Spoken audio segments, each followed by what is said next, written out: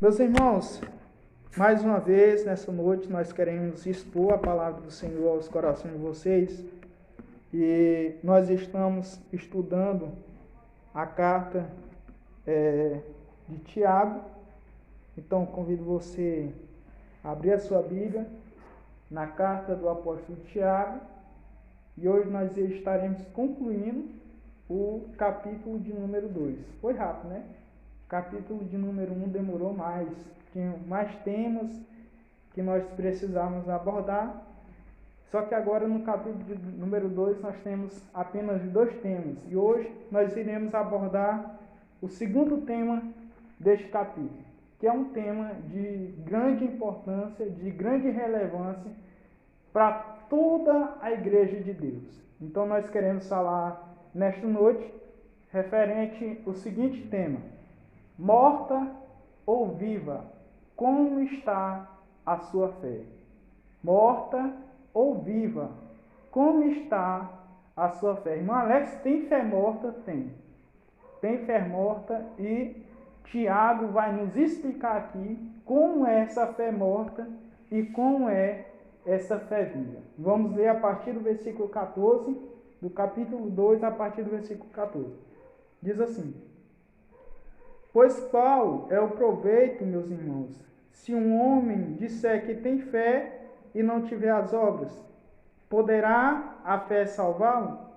Se uma irmã ou irmão estiver nus, carente de alimento diário, e alguém de vós lhe disser: ide em paz, aquietai-vos e fartai-vos, e não lhe derdes coisas necessárias para o corpo, qual será o proveito?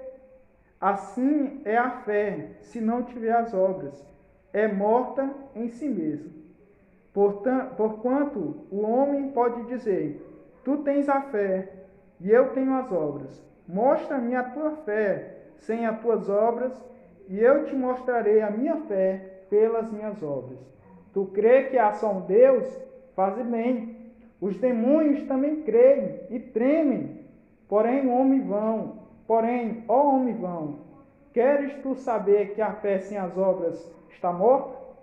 Porventura não foi Abraão, nosso pai, justificado pelas obras, quando ofereceu Isaque, o seu filho, sobre um altar?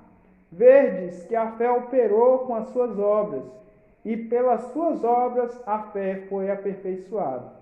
A Escritura cumpriu-se, qual diz: e Abraão creu em Deus, e foi-lhe imputado como justiça, e ele foi chamado amigo de Deus. Vedes então como que pelas obras o homem é justificado, e não pela fé somente. E de igual modo, não foi também Raabe, a prostituta, justificada pelas obras, quando recebeu os mensageiros e os enviou por outro caminho? Porquanto, assim como o corpo sem espírito está morto, assim também a fé sem as obras. Nós estamos estudando a carta do apóstolo Tiago, e eu já havia dito aos irmãos em ensinos passados que essa é uma carta bem simples, bem clara e bastante objetiva. Tiago, ele tem a intenção de escrever essa carta de uma maneira bem prática, tão tal que ele aborda temas práticos para a vida cotidiana, para a vida cristã.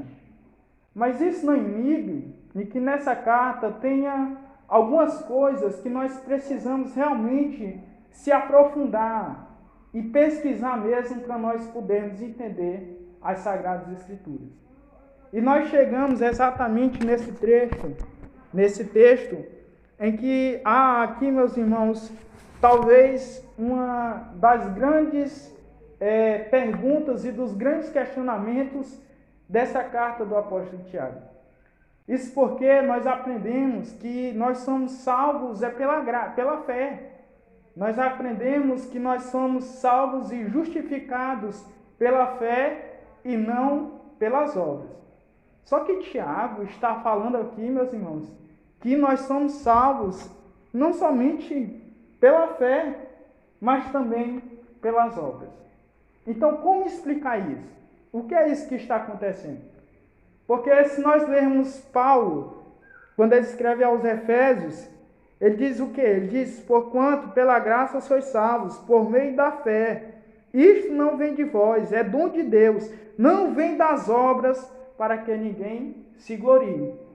Já Tiago, ele escreve aqui no capítulo 2, no versículo 22, dizendo o seguinte: verdes que a fé operou com as suas obras, a qual pelas suas obras a fé foi aperfeiçoada. Então, o que é que está acontecendo? Será se a Bíblia está se contradizendo? Será se a Bíblia, em dado momento, está dizendo que a salvação é pela fé e somente pela fé? Em outro momento, a Bíblia está falando que a salvação é pelas obras e não pela fé? Não, meus irmãos.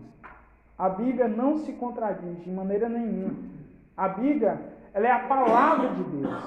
Ela é o verbo encarnado. A Bíblia é aquilo que nós temos como regra de fé e de prática. Então, ela não pode se contradizer em coisa alguma.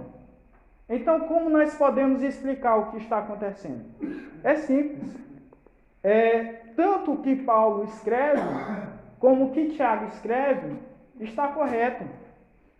Por quê? Porque Paulo está falando da salvação na perspectiva da pessoa ser salva mesmo. Nós podemos ver o seguinte: para quem é que Paulo está escrevendo? Paulo está escrevendo para uma igreja que vivia atormentada pelos falsos ensinadores e pelos falsos mestres, que queriam que eles retornassem aos velhos costumes. E alguns cristãos que antes eram judeus, que criam que a salvação vinha pelo cumprimento também dos rituais juntamente com Cristo. É para esses que Paulo está escrevendo. E quando Paulo escreve para estes, Paulo está dizendo o seguinte, que a salvação é pela fé e somente pela fé.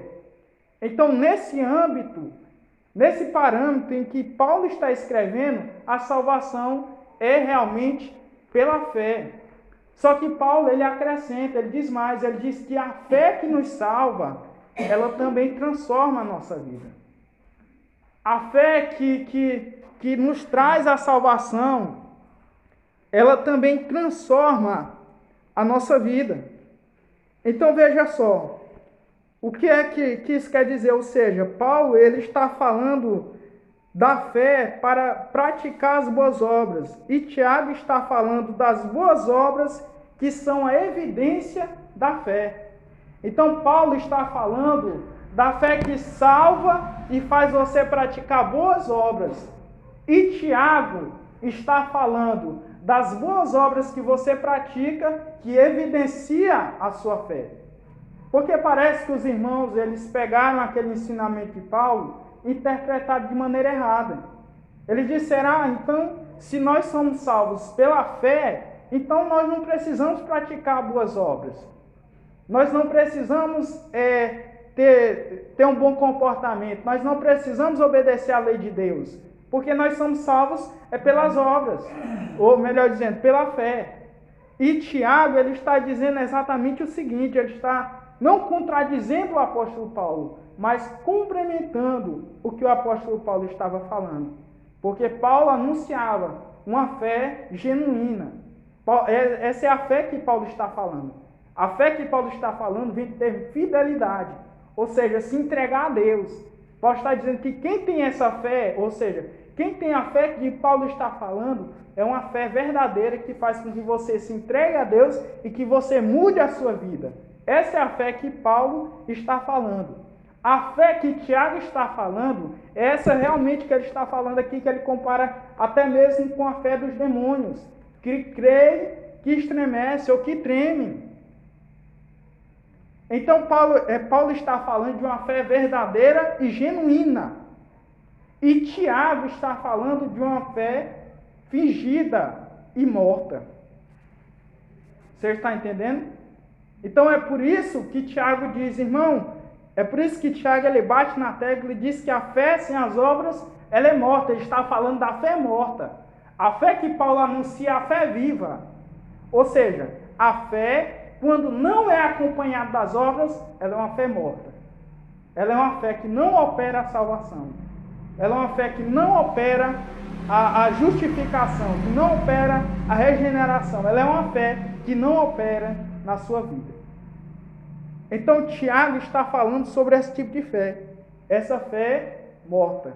E Paulo está falando sobre a fé verdadeira. Então, tanto Tiago como Paulo estão certos.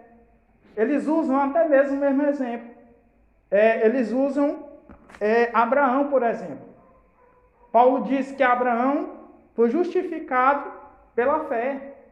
E Tiago diz que Abraão foi justificado pelas obras. Só que Paulo está falando de Abraão lá no capítulo 15 de Gênesis, onde Abraão, a Bíblia diz que Abraão creu na palavra do Senhor e isso foi imputado como justiça. Já Tiago está falando sobre Abraão lá no capítulo 22 de Gênesis, onde Abraão ofereceu o seu filho em sacrifício. Então, quando é realmente que Abraão foi salvo? Foi lá no capítulo 15. Mas no capítulo 22, Abraão traz a evidência da sua salvação. Porque uma salvação verdadeira, ela tem uma evidência na nossa vida. Ninguém é realmente salvo e continua do mesmo jeito. Todo mundo que é salvo por Cristo é transformado, é mudado. A sua vida é diferente do mundo. Por quê? Porque ele já não está mais no maligno, mas ele habita agora à sombra do Onipotente. Então é sobre isso, meus irmãos, que nós iremos falar nesta noite. E Tiago, ele para ele anunciar esse ensino à sua igreja, ele dá aqui alguns exemplos de fé que existem. E ele dá aqui pelo menos 4 exemplos de fé. 2 exemplos de uma maneira negativa e 2 exemplos de uma maneira positiva. E nós queremos falar sobre esses exemplos de fé que Tiago nos dá. Glória a Deus. O primeiro exemplo de fé que Tiago nos traz aqui é, na verdade, uma ilustração. Veja só comigo o versículo de número 15 ao versículo de número 17. Se um irmão ou uma irmã estiverem nus, carentes do alimento diário, e algum de vós lhe disser, ide em paz, aquietai-vos e fartai-vos, e não lhe derdes as coisas necessárias para o corpo, qual será o proveito? Assim é a fé. Se não tiver as obras, é morta em si mesma. Então, Tiago, ele usa uma ilustração, uma coisa que acontecia muito naquele tempo. Porque a igreja em que Tiago estava, o povo para quem ele escreve era um povo sofrido. Era um povo que era carente. Era um povo que era carente de alimento, era um povo que era carente de vestimenta. Quando Paulo diz, ou melhor dizendo, quando Tiago diz aqui que eles estavam nus, não é que os irmãos eles andavam nus na rua, não, é porque eles não tinham roupa, agasalho para se manter no frio. Porque aquela região era uma região que quando fazia frio, fazia muito frio. E esses irmãos estavam nus. E esses irmãos muitas vezes passavam fome. Aí Tiago diz, então vamos supor aqui, se você está andando na rua e vê uma pessoa que está nu, ou seja, que está sem roupa adequada para passar o frio e que não tem o que comer, e se você olhar para ele e dizer, meu irmão, Deus te abençoe, vá em paz, coma, meu irmão, se farte, e não der nada para ele, o que foi que você fez? Nada. Você não fez nada. Se você diz assim, irmão, encha a sua barriga, meu irmão, e não der um prato de comida para ele, o que você fez? Nada. É capaz dele se zangar com você, com razão, né? Quem é que não ia se zangar com isso? Então, meus irmãos, a fé, irmão, a primeira coisa que a fé verdadeira, ela é evidenciada pelo amor ao próximo. Alguém que tem a fé verdadeira, ele ama o próximo, e não só com palavras. A exemplo, o amor de Deus. Deus não nos amou apenas com palavras. Deus não bradou lá do céu e disse, mundo, eu te amo. Foi assim? Não. Ele enviou o seu filho. Ele arquitetou desde a queda, desde a criação. Antes mesmo do mundo ser criado, o Cordeiro já estava preparado. O amor de Deus estava sendo consumado. E foi consumado na cruz do Calvário. Um grande pregador, Billy Graham, disse uma vez que quando Jesus Cristo morreu na cruz, era Deus gritando para o mundo: eu te amo. O amor de Deus não foi um amor de palavras. O amor de Deus não foi um amor que diz eu te amo simplesmente assim. Ele enviou o seu Filho. O seu Filho morreu em nosso lugar. E nós somos salvos pela morte do seu Filho. Os nossos pecados foram apagados. Porque Deus não nos amou apenas com palavras. Ele nos amou com obras. E Ele nos amou primeiro. Quando nós ainda éramos pecadores, Ele nos amou. Então o nosso amor ao próximo deve ser essa semelhança. Nós não devemos amar o próximo, o oprimido, apenas com palavras. Aquele que ama ou que faz o bem, que tem fé apenas com palavras, é semelhante a estes. Que eles diziam: vá em paz, coma, se farta, se encha de comida, se alegre, se aqueça, mas não fazia nada por ele, não davam vestimento a ele, não davam comida a eles. Ou seja, eles viviam a fé morta. Uma fé que não era verdadeira. Uma fé verdadeira, meus irmãos, ela faz com que o nosso amor ao próximo seja revelado através das nossas obras, através das nossas atitudes. E essas são as obras. E não somente obras de caridade pelo próximo, mas são reveladas, a fé verdadeira é revelada de outras maneiras.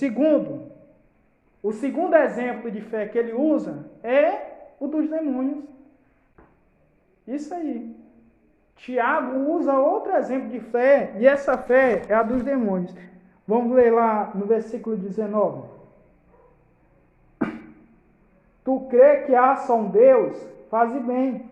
Os demônios também creem e tremem. Creem que estremece.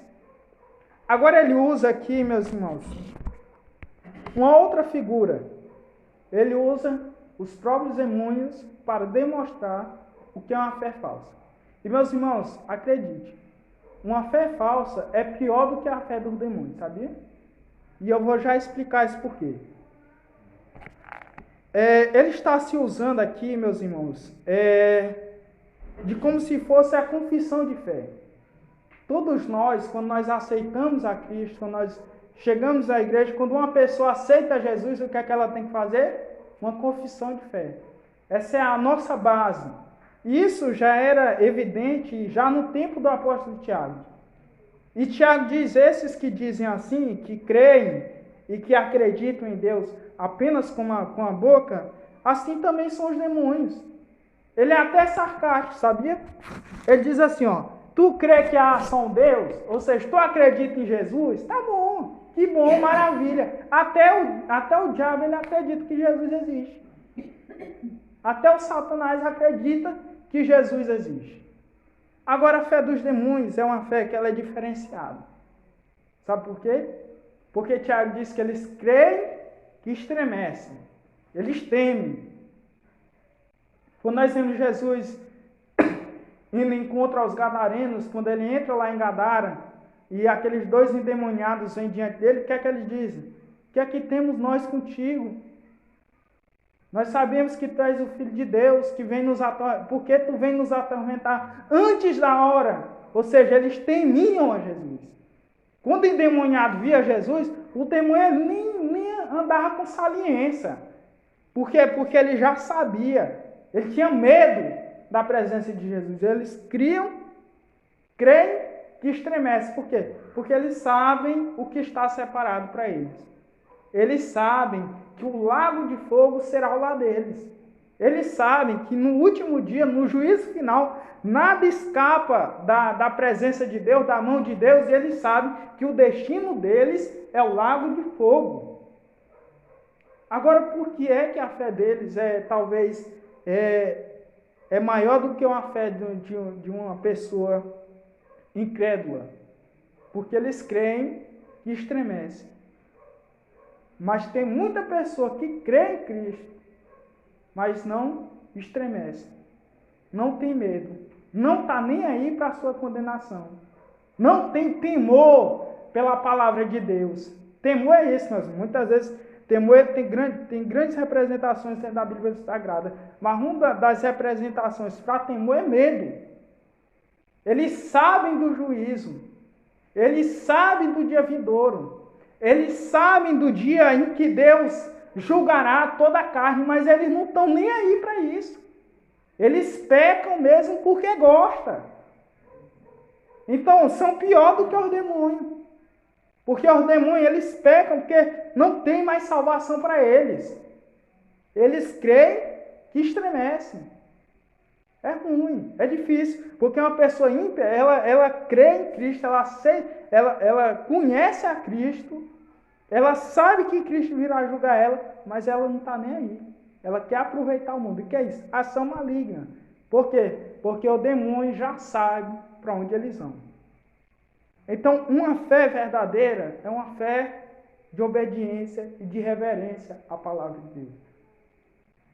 Quando você vê uma pessoa irreverente à palavra de Deus, indrobável à mão de Deus, quando alguém prega a verdade para ela, ela faz ela se zangar, ela sabe que é a verdade, mas ela não está nem aí, aquela pessoa é pior do que o demônio. Pior. Ela é irreverente com a palavra de Deus. Então, uma pessoa que é irreverente com a palavra de Deus, meus irmãos, ela não tem uma fé viva. Ela tem uma fé morta. Mas agora, Tiago, ele vai dar outros exemplos de fé. E agora, diferente desses primeiros, né? Agora, os exemplos de fé que Tiago nos dá são exemplos verdadeiros e que nós devemos seguir. Primeiro, meus irmãos, ele anuncia aqui um camaradazinho aí. Ele fala de quem? De Abraão. Vamos ver aqui, a fé de Abraão, versículo 21 a versículo de número 23. Porventura, não foi Abraão, nosso pai, justificado pelas obras, quando ofereceu Isaque, seu filho, sobre o altar? Vedes que a fé operou com as suas obras, e pelas suas obras a fé foi aperfeiçoada. E a Escritura cumpriu-se, a qual diz: Abraão creu em Deus, e foi-lhe isso imputado como justiça. E ele foi chamado amigo de Deus. Abraão ficou conhecido na Bíblia Sagrada como o pai da fé. Como o pai da fé. Só que essa fé de Abraão, como nos diz Tiago, não foi uma fé morta. Foi uma fé que respeitou a voz de Deus. Nós podemos ver três momentos assim na vida de Abraão, que estão destacados aqui nesse texto. Nós vemos a vida de Abraão no capítulo 12 de Gênesis, nós vemos a vida de Abraão no capítulo 15 de Gênesis, e nós vemos a vida de Abraão no capítulo 22 de Gênesis. No capítulo de número 12 de Gênesis, Deus chama Abraão e faz ele uma promessa. Diz: Abraão, sai da tua terra, sai da tua casa e vai para um lugar que eu te mostrarei. Então ele recebe a promessa de Deus. E aí quando ele sai desse lugar, e Deus promete a ele que ele teria uma grande nação, no capítulo número 15 se passa um bom tempo, até o capítulo de número 15. E Abraão já era velho. Abraão já estava avançado em idade, a sua mulher também. E nesse momento, no capítulo 15, Abraão parece se desesperar da sua promessa. Mas aí Deus chama ele, aí mostra para ele as estrelas do céu e diz: Abraão, olha, a nação que eu farei de ti será muito mais numerosa do que essa. E virá de ti, Abraão, aquele pelo qual todas as terras do mundo serão abençoadas. Ou seja, Abraão, a bênção que eu estou te prometendo não é só para ti, não é só para a tua família. Mas a bênção que eu estou te prometendo irá abranger todo o mundo, e todas as famílias da terra serão felizes por ti e em ti. pelaquele que viria dele, ou seja, Cristo Jesus. E aí a Bíblia Sagrada diz o seguinte, que Abraão creu no Senhor, e isso foi lhe imputado como justiça. Abraão foi salvo pela fé. Agora Tiago está destacando aqui o capítulo 22 de Gênesis. O que é que acontece no capítulo 22 de Gênesis? Agora Abraão, ele crê na promessa, recebe a promessa, seu filho nasce, e aí Deus chega para ele e diz, Abraão, é o seguinte, eu quero que tu sacrifique o teu filho. E Abraão, Senhor, mas eu recebi a promessa agora há pouco, mas eu quero que tu abra mão da promessa.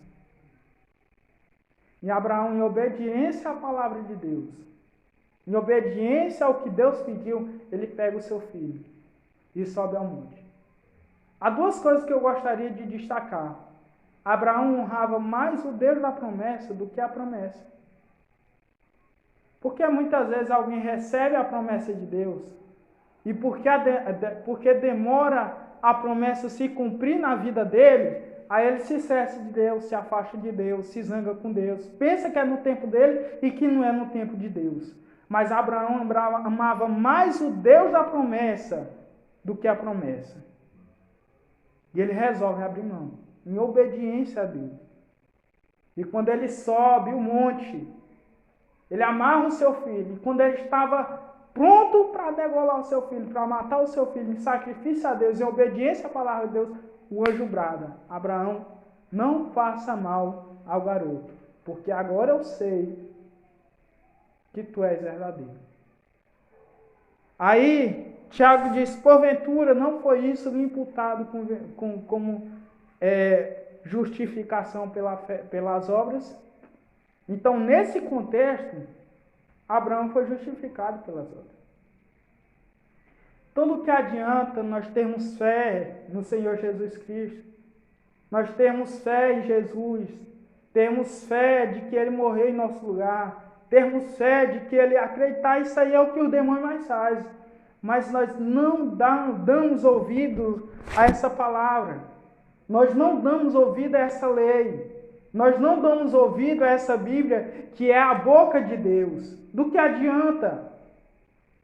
Se nós recebemos a promessa da salvação, ou dizemos que recebemos a promessa da salvação, mas imediatamente nos afastamos do Deus da promessa, do Deus que nos deu a salvação, nos esquecendo de Cristo, nos esquecendo de Deus, de nada adianta. A nossa fé é morta. Uma fé viva e vivificada é uma fé que crê em Deus, mas que pratica as obras que Ele manda que nós pratiquemos. Temos que ter uma vida que evidencie a nossa fé, que evidencie a nossa salvação, que evidencie que nós somos salvos, que nós somos sal da terra e luz do mundo. Porque não adianta dizer que é salvo e não viver uma vida de salvo, e não viver uma vida diferente. E para nós encerrarmos nessa noite, Tiago dá mais um exemplo. Irmão, só aqui Tiago já podia acabar, né? Porque ele já tinha provado já o seu ponto aqui. Mas ele dá mais um exemplo, e esse exemplo é muito maravilhoso. Porque ele usa Raabe, a meretriz. E nós vamos ver bem aqui no versículo de número 25. E de igual modo, não foi também Raabe, a prostituta, justificada pelas obras, quando recebeu os mensageiros e enviou a outro caminho? Irmãos, é interessante. Tiago podia usar qualquer outra pessoa do Antigo Testamento. Ele poderia usar Daniel, que foi também imputo-lhe de justiça, porque ele creu tão piamente em Deus e nas promessas de Deus, que foi lançado na cova. Ele poderia citar Sadraque, Mesaque e Abednego. Ele poderia citar vários outros, mas ele cita quem? Raabe. Sabe o que ele está dizendo aqui, dentre algumas coisas? É que não importa quem é, Não importa quem está em culto da fé. Se é uma pessoa que talvez teve uma vida dissoluta, como Raabe, ou se é uma pessoa que teve uma vida de maneira mais ou menos temente a Deus, como Abraão. Meus irmãos, aquele que tem fé, independentemente, ele tem que viver uma nova vida. Independentemente da sua vida antes, agora a sua vida é diferente, é transformada. Quando Abraão é justificado, ele já há tempos andava com Deus. E mesmo assim, Deus o justificou. E ele fez as obras de um crente justificado muito tempo depois. E Raabe já andava dissolutamente, ela era uma meretriz, era uma mulher da vida naquele tempo. Mas quando ela recebeu aqueles homens, os espias, no seu lugar de trabalho ali, ela acolhe eles e esconde eles. E aí o que é que acontece? Quando as muralhas são derrubadas, ela é salva juntamente com a sua família. Então Raabe, ela é, meus irmãos, sim, um dos grandes exemplos da fé verdadeira. Mais uma coisa sobre Raabe. Raabe, ela continuou crendo e praticando as boas obras, mesmo quando a sua vida estava em perigo. Sabe por quê? Porque Raabe estava escondendo os espias dentro da sua casa. Se eles descobrem aquilo, era morte na certa. Talvez não morria só Raabe, morria Raabe, a família e todo mundo. Mesmo neste momento, Raabe decide praticar as boas obras. Então, irmão, para nós encerrarmos e concluirmos nessa noite, é muito fácil dizer ser crente aqui dentro da igreja.